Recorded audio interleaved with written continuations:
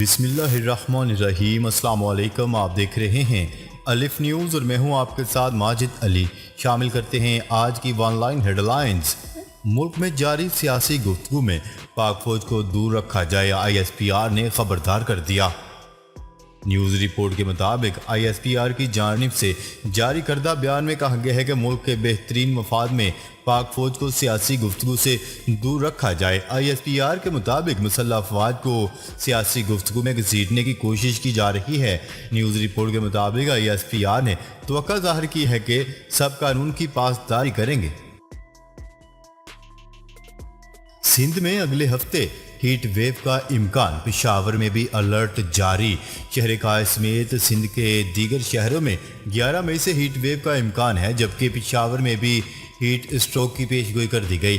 محکمہ موسمیات کے مطابق کراچی میں بھی آج موسم گرم اور مرطوب رہے گا، جبکہ 11 مئی سے سندھ بھر میں ہیٹ ویو کا امکان ہے۔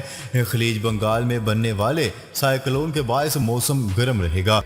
شہر کراچی میں آج 15 کلومیٹر فی گھنٹہ کی رفتار سے ہوا چل رہی ہے، جبکہ کراچی میں آج درجہ حرارت 35 سے 37 ڈگری سینٹی گریڈ تک رہے گا۔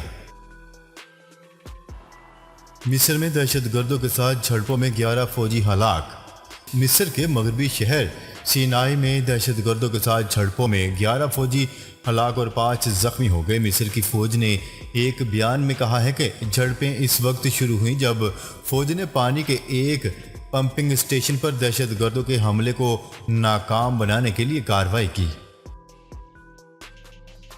روس کا جاپان کے قریب آبدوز شکن میزائل کا کامیاب تجربہ۔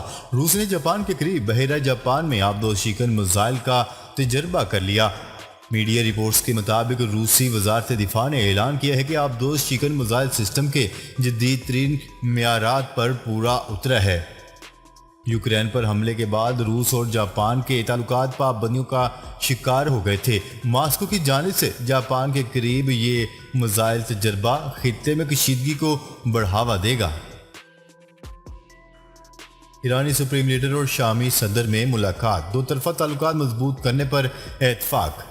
ایران کے سپریم لیڈر آیت اللہ خامنائی نے تہران میں شام کے صدر بشار الاسد سے ملاقات کی اور باہمی دلچسپی کے امور پر تبادلہ خیال کیا۔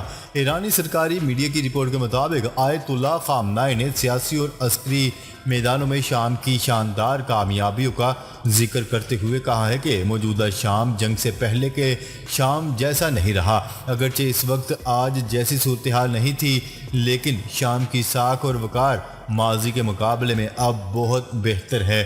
بین الاقوامی جنگ میں شام کی مزاحمت کی طرف اشارہ کرتے ہوئے سپریم لیڈر نے صدر بشار الاسد کو ایک پرعزم حکمران قرار دیا، جو خدا کی نصرت سے جنگ کے بعد شام کی تعمیر نو کے متمنی ہیں۔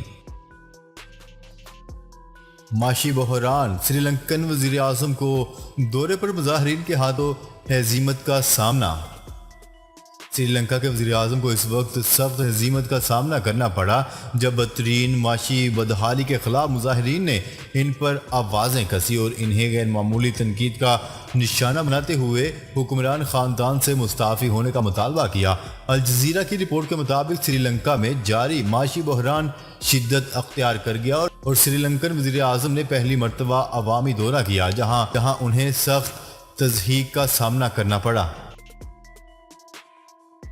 گندم دستیاب نہ ہونے کے سبب ملک بھر میں آٹا بحران پیدا ہونے کا خدشہ۔ سرکاری گندم کا کوٹا بند ہونے، اوپن مارکیٹ میں مہنگی گندم اور کم دستیابی کی وجہ سے ملک بھر میں آٹے کے شدید بحران کا خدشہ پیدا ہو گیا۔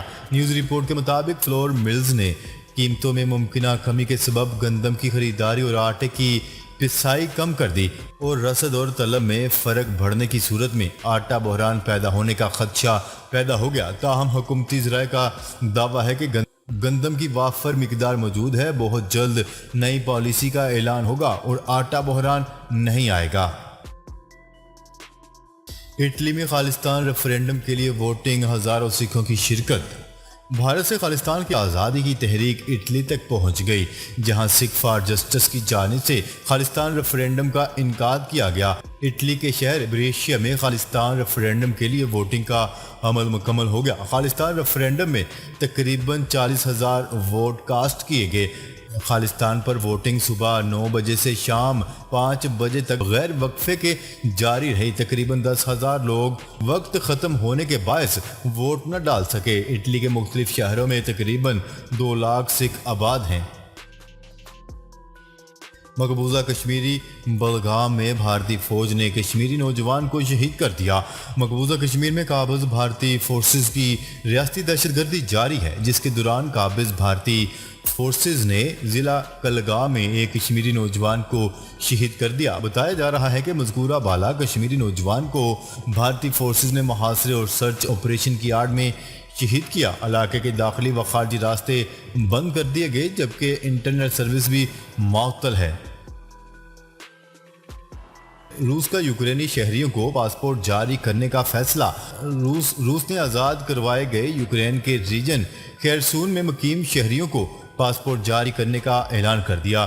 روسی میڈیا کی رپورٹ کے مطابق روسی ملٹری سویلین انتظامیہ کے چیئرمین نے کہا ہے کہ روسی فیڈریشن کی مسلح افواج کے ذریعے آزاد کرائے گئے یوکرین کے جنوبی ساحلی ریجن خیرسون کے شہریوں کو روسی شہریت کا حق حاصل ہے۔ خیرسون کے تمام شہریوں کو روسی پاسپورٹ جاری کیے جائیں گے۔ انہوں نے کہا ہے کہ جتنا ممکن ہو سکے گا ہم خیرسون کو روسی فیڈریشن میں ضم کرنے کی کوشش کریں گے۔ خیال ہے کہ روسی مسلح افواج نے مارچ کے وسط میں خیرسون کے علاقے کا مکمل کنٹرول حاصل کر لیا تھا، جس کے بعد 12 اپریل کو خیرسون میں جنگ عظیم دوم میں قربانی دینے والے فوجیوں کی یاد میں ابدی شعلہ روشن کرنے کی تقریب منعقد کی گئی تھی اور شہر کی عمارتوں پر روسی پرچم لہرائے گئے تھے۔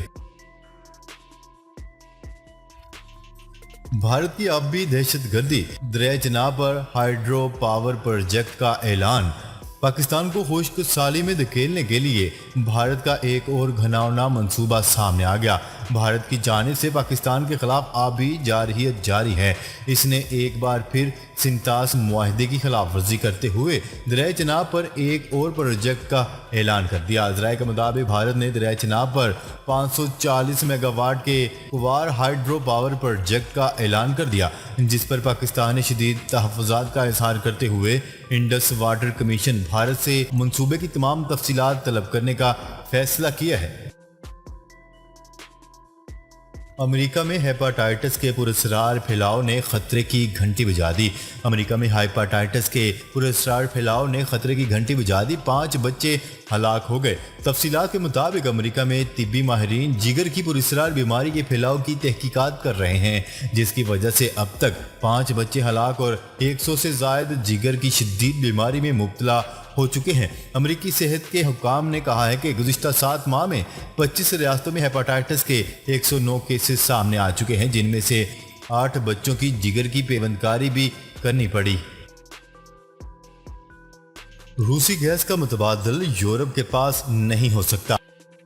برطانیہ کی معروف پیٹرولیم کمپنی شیل کے سی ای او کا کہنا ہے کہ یورپی ممالک توانائی کی منتقلی کے بغیر روسی قدرتی گیس کا متبادل نہیں حاصل کر سکیں گے۔ ان کا مزید کہنا تھا کہ افریقہ سے گیس کی سپلائی میں اضافہ نیز مائع قدرتی گیس کی خریداری کو بڑھانا یورپی منڈیوں میں روسی توانائی کو تبدیل کرنے میں مدد نہیں کر سکتا۔ غیر ملکی خبرساں ادارے کی رپورٹ کے مطابق انہوں نے مزید کہا ہے کہ مزید ایل این جی کو مارکیٹ میں لانا لیکووی فیکشن اور ریگیسی فیکشن کی صلاحیت میں اضافہ اور شمالی افریقہ اور ناروے سے پائپ لائن کی سپلائی میں اضافہ معقول چیزیں ہیں، لیکن اس دوران توانائی کی منتقلی کا ہونا بھی ناگزیر ہے۔ شیل کے سربراہ کے مطابق ہمارے پاس اس وقت استعمال ہونے والی روسی گیس کو مکمل طور پر روک کر اس کا متبادل تلاش کرنے کے لیے مزید گیس اور ایل این جی خریدنے کا کوئی طریقہ نہیں ہے۔ ناظرین، اب تک کے لیے اتنا ہی۔ مزید خبریں لے کر بہت جلد آپ کی خدمت میں حاضر ہوں گے۔ تب تک کے لیے اپنا خیال رکھیے گا۔ اللہ نگہبان۔